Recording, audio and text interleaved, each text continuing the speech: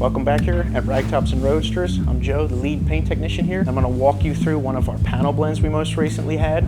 Customer came in, he backed into the door, and unfortunately for him, you cannot get these door panels, you cannot get these skins, so we had to do him a favor and repair what we had. So here, we have the finished product, all said and done, and the only panels of which we painted was the door and the fender. And the reason that being is because we had a stripe back here the customer wished that we did not touch. So what we do is, we did a repair.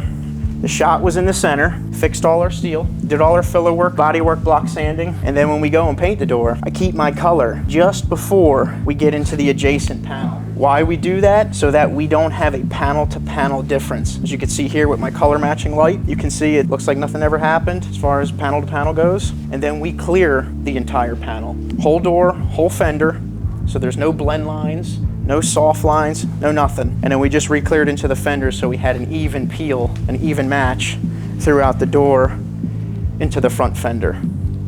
That's just some of the stuff we do here at Ragtops and Roadsters. If you can't find it, we can fix it, that's for sure.